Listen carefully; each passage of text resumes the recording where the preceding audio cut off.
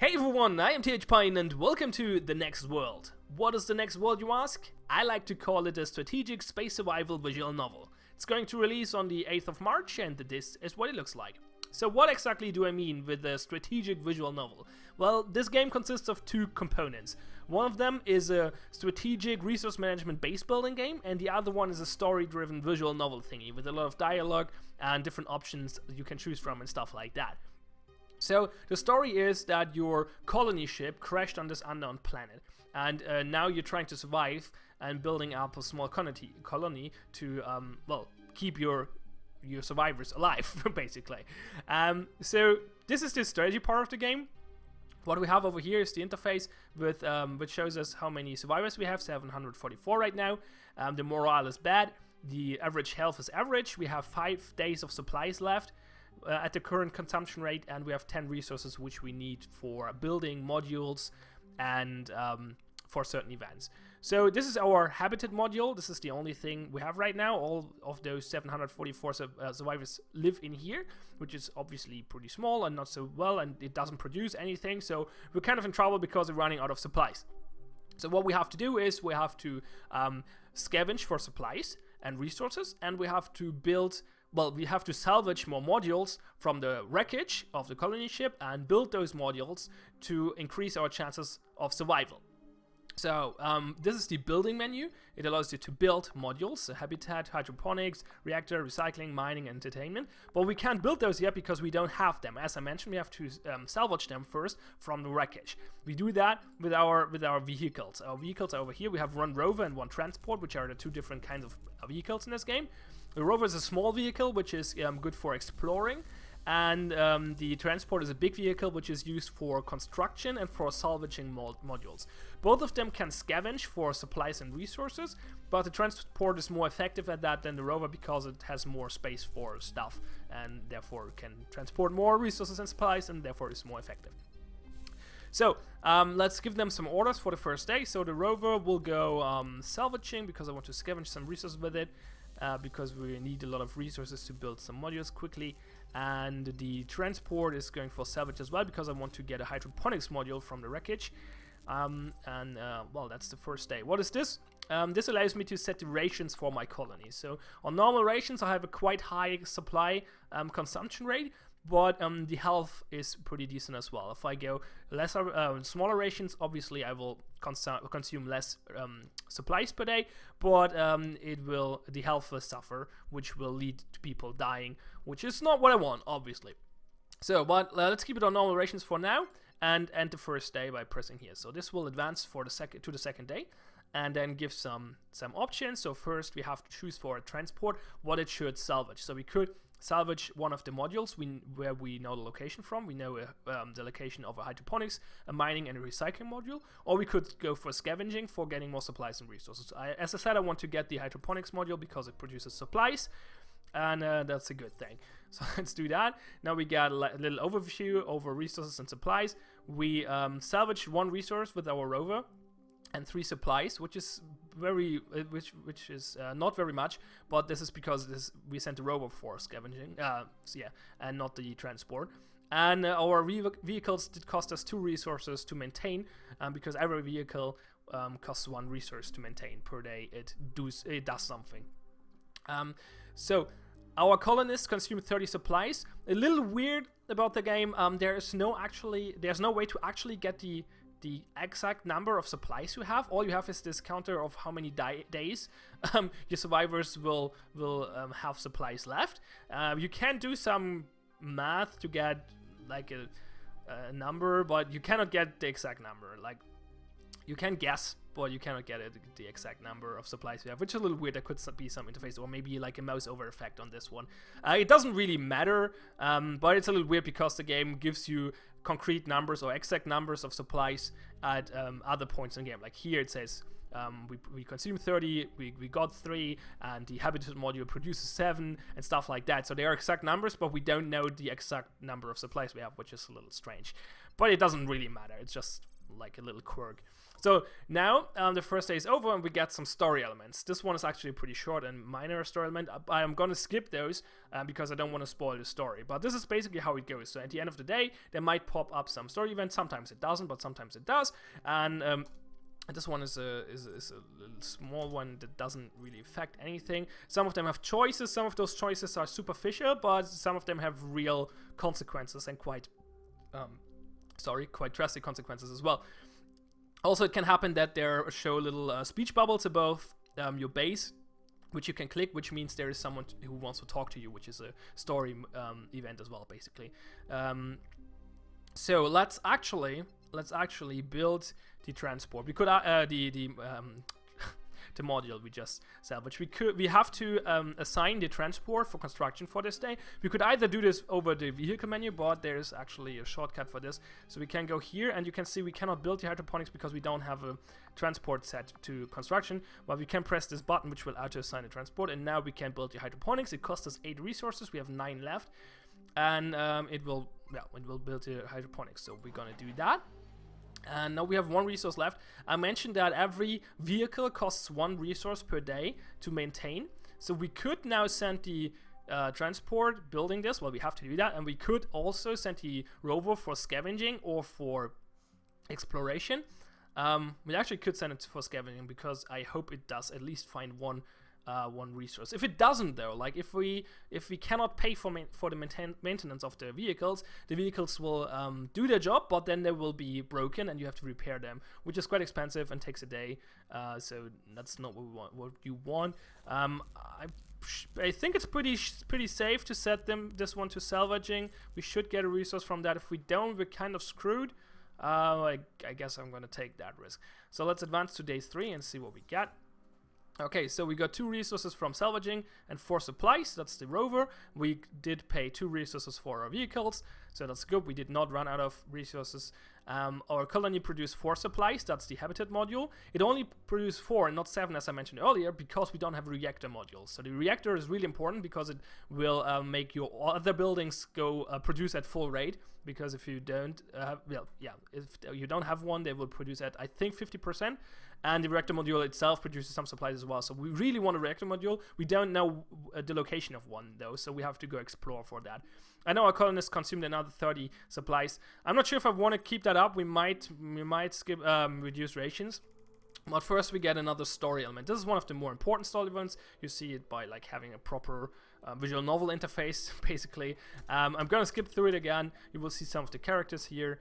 Those 2 are the two main characters. You can choose which one you want to play. They have like a little bit of different options. Like they have a little bit of different story options because he's caring for his little sister and she's caring for her son. So they have different dialogue options, like because they talk to different people, basically. But they have different gameplay options as well because he's better with people, so he gets more boost if he like does a speech to the colonists or something. He gets a morale boost, and she is a little bit more creative at solving problems, so you get some extra options sometimes for certain events. And this is the doctor, and she's the engineer, but let's not spoil that, and just let's not spoil more than that, and just skip through the story so far and go a little bit more. Well, actually, let's talk about the story in general a little bit. Like I'm not talking about the story, but about the story, right? No, that doesn't make sense, but you know what I mean, I think. So what I showed you when I started this video, that was not the start of the game. It said day 1, but actually the game starts with the very lengthy, I think over 30 minutes or so, visual novel part. So at the beginning it's like a pure visual novel. You have story, it's the story about the crash on this planet and how you gather your colonists and blah blah blah. And so this is a pretty long story part where it introduces all the characters and sets up the plot. I was not too intrigued by it, but let me first say, A, I don't really like visual novels usually, and B, I'm not a critic for writing or something. I'm not a writer myself either, nothing of those things. So I'm not really competent at critiquing the writing, so I'm not going to do that. I'm not going to say it's good or bad writing. What I can do, though, is giving you my personal opinion, and I was not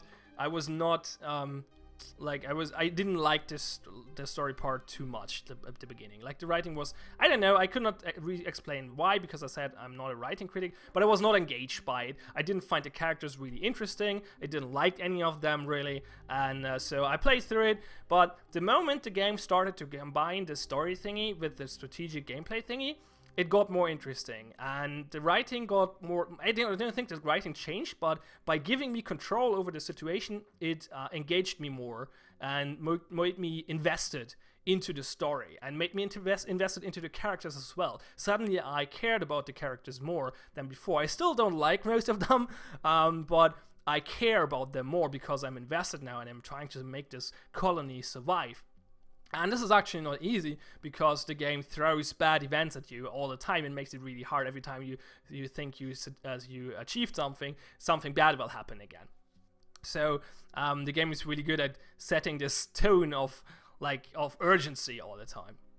And I think the combination of the story and the gameplay is a really clever thing to do in this game. Like, it works really well because, as I said, I was not engaged in the story too much.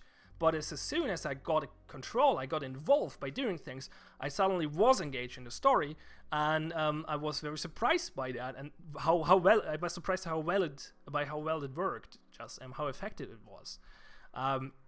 So yeah, and the story actually gets pretty interesting. Like, I played a little further than this already in another playthrough.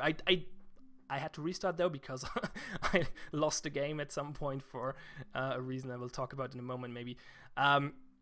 But I saw a little bit more of the story and where it will go and what will happen later, and there are some interesting ideas in there that will surprise you and you would not expect to be in there, and so that's kind of cool.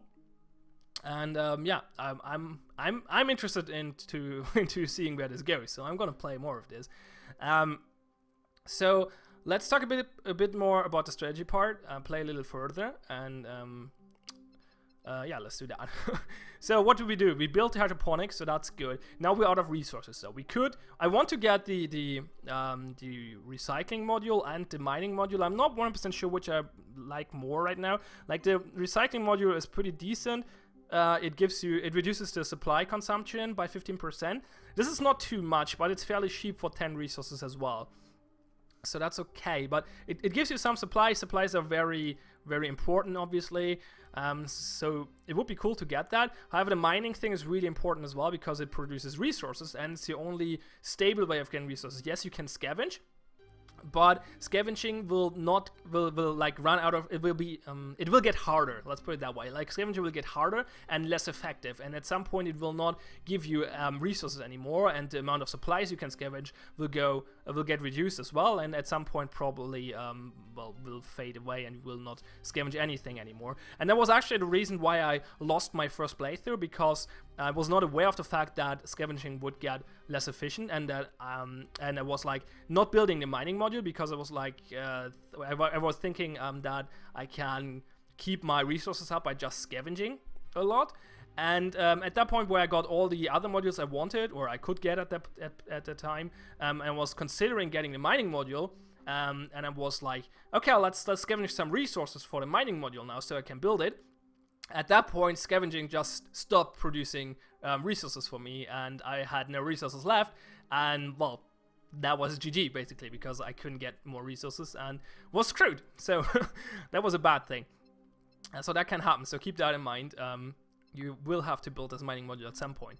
For now though, let's give some orders. So the rover should go exploring because we need more modules, and the transport should go salvaging so we can scavenge for resources and supplies. We could reduce rations, but I think we're okay for now. I want to get my health higher first, so let's keep the rations on normal for now. So we advanced today, and we then advanced the time by 1 day, and we tell the transport to scavenge for resources. It finds 4 resources and 7 supplies. That's pretty bad roll. Like, this is randomized, and this is not a lot, so this was unlucky. We only made 2 supplies plus resources plus, and 7 supplies, not too much either. We produced 4 from the hydroponics, and we consumed 30, so not going too well right now, but we increased our health by having normal rations, so we might consider reducing rations now. The rover now is exploring. So for exploring, he can either go to the crash site looking for modules and or go for explore the planet and see what is surroundings. Both have random events. Like basically the explore the planet is just random events within your surroundings, and explore the crash site is either you find modules or you get a random event at the crash site, or in both cases you can find nothing. That can happen as well. We want to find like a reactor module would be nice, so let's explore the crash site and see what we can get. Sometimes you get like you find like a lab module which is to no use to you, so you scavenge it and you get some resources from that as well, which is most of the time pretty good. Let's see what we got. Oh no, that's a bad event. Okay, we got a sandstorm and we lost all of our rover crew, but we got the rover back, so that's not too bad. But we lost 4 people, which is not too great. However, you could argue that this is actually a good thing in the early game, because it's really hard to keep the supply up for so many people. Oh, I forgot to reduce rations, didn't I? Oh no, wait, I couldn't do that yet. Never mind, everything fine. So let's skip through this. So it's actually, you could argue that having less population is a good thing at the beginning, because it reduces your supply consumption and you don't really need those people. However, in story events later down the line, you will actually have to have enough people, because you will lose some on some important missions and stuff, and getting your surviving number of survivors too low will lose you the game at some point. So it's like this. I don't really want to have so many right now, but not having them might lose me the game at some point. So it's always this interesting balance, and always obviously it's a moral choice as well, because I could say, yeah, let's just let's not kill them, but let them die by making rations really small and make the health critical, and some of them will die, and then we can increase rations again and keep the rest healthy. We could do that, but that's pretty dick move. And if this would be a sole strategy game, people will do this in this game as well. But if this would only be a strategy game, people would be a lot of people would be inclined to do that. But since this is actually combined with the visual novel part and investing you in the story, you might considering doing something like this twice, because like the moral choices have more impact on you because you're more involved in the story part of the game. So I think that's a cool thing as well. So what do? We scavenge and we explore. We couldn't find. So let's do that again. Actually, we need more stuff. We could halve ratios. Yeah, let's do that, because we have average good health now, so we can afford giving them a little less food and stuff. The morale is average now, so that's a little better as well. I'm not sure what morale actually affects, but well, there are some story events I think that are affected by it. Yeah, probably. Let's see what happens if we explore further. So we scavenge more because we need way more resources. Another bad roll, at least for resources. At least we got 11 supplies. That's pretty good. That means we did not actually lose any supplies today, because we got 11 and 4 and we consumed 15, so that's good. And health is back to average though, so that sucks. We'll explore the crash site again and see what we got. Another sandstorm, are you kidding me? Oh, that's not good. And story events. Well, a really short one actually. We lost more people though. So yeah, let's try it again, see if we get a more interesting exploration event. Scavenge. We could actually increase ratios again, probably. Again, a bad roll for resources. I need more resources, god damn it. I mean, I could stop exploring, but then I don't find my reactor, so that's bad as well. At least we're doing fine on supplies. So let's see what the rover does. Explore the crash site again. They don't find anything, so... Okay, we're pretty unlucky. So this is one of the speech bubbles I was talking earlier. So Mary wants to talk to us. She's one of the main characters. Well, there are 2 protagonists and about, I think, in total 8 main characters. Let's skip this though. And a few more NPCs later down the line. So let's see. I wanted to increase rations. Well, actually, let's keep them on normal as long, on half as long as health is still average. So scavenge more because we need more. That's a better roll for resources. 6 resources. That's good. Only 9 supplies, but well, actually not only 9 is okay. So we're still doing fine. Let's see if the rover actually finds something this time. That would be great. Okay, we find a life pod. So we could open the capsules to get more survivors. We could let them sleep and just go, or we could kill them and scrap the capsule for parts. This will go on, like, this will be bad for morale, but good for resources and supplies. I think that's Like, if I would be like, that's the thing now. This is not the first time I'm playing, so I'm more inclined to play like more optimized and more the strategic game, because I'm not as much involved in the story anymore, because it's not the first time I'm playing anymore. So I'm considering taking this, but on my first playthrough, I would never have taken this. I would always go for opening the capsules. I'm thinking of scrapping them now, right? Though, yeah, let's do that to have a few more resources. Okay, I'm a dig now. We got more story elements. Doop. Let's skip through it. Hyperlink Stallone. And it actually did not affect morale, at least not like the big level. I think there are like numbers behind, so it might have reduced the numbers by a bit, but did not actually change the mood, the total mood. So we're at 18 supplies. That means we're resource. That means we're really close to the mining module. I think we should go for the mining module then. I mean, we could build the other one now, but we're good at supplies right now anyway. Recycling. So let's actually try to get the mining module, and then we probably wrap up the video. I'll scavenge once more. Or we could not send the rover. Well, too late. We already sent the rover. So let's scavenge once more because we need a few more resources. Okay, 4. That's decent. 12 supplies. Holy moly, that's good. Let's see what the rover does. Come on, find me a reactor. A reactor module. That's good.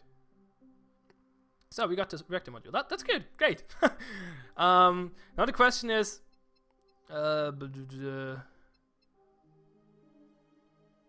some story part. Let's skip through it.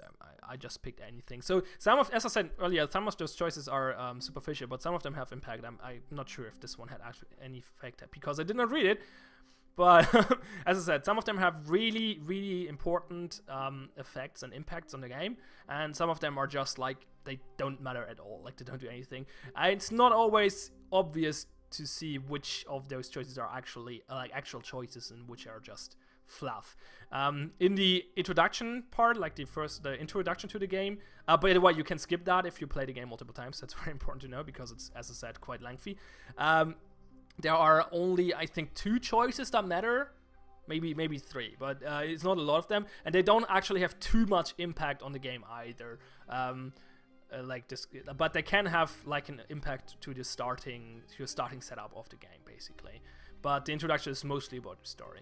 So we have 20 resources now. That's no, that's not enough. We have to scavenge at least one more time so we can actually send the transport out to get the mining module. So let's actually just do the same thing again. We could send the rover. That's another 4 resources. That's good. Oh, we have bad health. Now we're losing colonists, so we have to increase rations again. We could send the rover there, explore the planet now, because we have a lot of modules we want to get anyway right now. So let's actually do that. See if we find something interesting. What do we find? Stumbles over something they never expect to find, an old robotic probe from Earth. Okay, what can we do with it? Scrap the probe for materials, retrieve it and exhibit it as a monument, leave it as where it is. Okay, so we could get more resources by scrapping it, or we could get a morale boost by doing the monument thing. I think our morale is good, so let's go for resources. Wow, that's nice. We got 6 resources and 8 units of supply. That's really good. That helps a lot. And now we increase rations again. And we send to transport. Well, we still send to salvage. And we advance. This time we will not scavenge with the transport though. We will go for the mining. Or we could go for the reactor. Now let's go for mining right now because we're good. Like the reactor will only give us supplies and increase the supply output from the hydroponics. Supply wise though, we're pretty good at right now. So let's go for the mining thing so we get more resources, which allows us to build the other modules quicker as well. So that's really important actually. We lost 2 resources to the vehicles, and we lost a lot of supplies to keep our people healthy. We're kind of low on supplies actually. Okay, let's explore the planet again. See what we find. I lost the crew again to what? A sudden shift in this unstable sands causes your rover to tumble end over and down. Blah. Okay, that's bad. So we lost 3 members, but at least the rover did not get damaged. So now we go to build again. We send the transport to building, select the mining module, and now we have a mining module. Cool. So The rover should explore more. Yeah, that makes sense. We're running out of supplies though, so we have to change that rather quickly. Explore the crash site. Actually, the planet. Anyway, they did not find anything anyway, so that's fine. Okay, we get more story, and let's skip that and probably wrap the video up afterwards, because I think you saw everything important. There's a lot of dialogue. You can name the planet. And as I said, like, the story gets fairly interesting later on as well. Like, stuff happens you would not expect, so that's good. At least I did not expect, let's put it that way. So that's kind of cool. Blah, blah, blah. So, okay, so now we have the mining module, that's cool. We can send the transport to salvaging again, because... Oh, wait, it can... Oh, I didn't knew that. It can actually mining assist. Oh, cool. One of your mining modules will produce 2 extra resources per day, while the transport is assigned to only 1 transport can be assigned per mining rule. So this will actually produce 1 resource, because the transport costs 1 resource to maintain, and it produces 2, so this actually gives 1 resource. But it's a safe resource, so that's not terrible. We don't want to do that right now, though. I think we want to... That's obviously that's really useful when you're when you cannot salvage anymore later. Salvaging is not giving you any resources anymore, then that makes sense. Like, us right now, it's not a good idea to do, because salvaging is better in most cases. And yeah, rover stays on explore. Let's do that. Now we see, yeah, we could get a module, but we still low on resources, so we scavenge first. We get 6 resources, but only 6 supplies. That was terrible. Oh, we have to shorten rations. Goddammit, we're running out of supplies. You currently produce only 3, that's not too much. Why doesn't it say that my mining thing produces anything? Sure, does it say so later maybe? Did we get them? I'm not sure if we got the resources from the mining thing. I hope we did. Let's explore the planet and see if we get something. Wait, what? We got 20 supplies for some reason. What did happen? What did we find? A puddle. Okay, cool. We found a puddle. That's good. I mean, we got 20 supplies. That helps quite a bit. Nice. So that's good. Did it produce resources? I'm not sure. I think it did. I'm not 100% sure though. How many does it? I think 3, right? The mining module produces 3. Yeah, I think it produced them. I'm not sure. Maybe it did not though, because we don't have a reactor. So we have to get resources for the reactor next. So that would be next step. Getting 40 resources for the reactor, building that one, increasing the production of those 2 buildings. However, reactors have some problems as well, because they're risky and stuff can happen, bad stuff, and radiation and blah blah blah. But that's basically everything I want to say about this game, I think. Is there anything left? Yeah, there's one thing left. We go to the option menu. Let's take a look. So the setting menu is very minimal. So we have separate sound sliders. That's good. We can toggle full screen and window. In window, you can decrease and increase the size of the window, but there are no resolution options. You can turn off transitions if you want. Speech sounds is like the little beeping whenever someone talks. So you can change the text speed, and you can, like, there's an option to turn on the it's behind the camera. You don't see it. Like, there's a really small menu. Well, behind the camera, like down here. Right, not right now, but on the other screens. It allows you to quick save, quick load, and turn on the auto forward thingy, which will progress the text boxes without you clicking. I'm not sure why you would do that. Maybe if you're playing from further, it doesn't make sense. I'm not sure why you would do that. And you can always click, but maybe if you're lazy with clicking or something, I don't know. I mean, it doesn't hurt to have the option here, but what is really missing here are, as I mentioned, resolution options. That would be great. Besides that, I think it's fine, because the game doesn't need like graphical options or anything, or key bindings, because there are no key bindings, so that's okay, I guess. And you can load and save, so that's fine. And yeah, I think that's it. So overall, I really like the combination of the story and the strategy thing. If you're looking for a complex strategy game, this is not it. Like, the strategy part is very simple and straightforward. It's not easy. Like, the game, as I mentioned, always puts you like in a spot where you're either low on supplies or on resources, or on both, or like your morale is struggling, or you're just low on supplies. Like, you always have problems. There's always something to do, and you're always like really stressed out and trying to figure out a way out of this mess.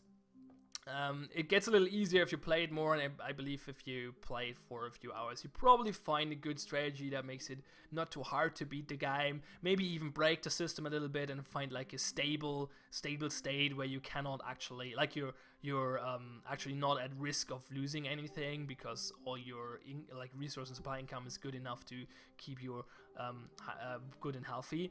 But I think that's not too big of a problem because the game is not designed around that. Like, it's not a strategy game first, it's a story-driven game first, and the strategy part is like not tagged on, but like well, combined with it to support the story element, to make you more invested in the story. And as I mentioned earlier, I think it works very well, and I'm interested in how the story plays out, so I'm gonna play a little more, but that's not gonna happen in this video. So thanks a lot for watching. The game is called The Next World. It's available on the 8th of March. The link to the link to get it is in the YouTube description below. And yeah, if you liked or disliked the video, feel free to press the like or dislike button down there as well. I'm TH Pine. Thanks a lot for watching. Have fun and see you next time.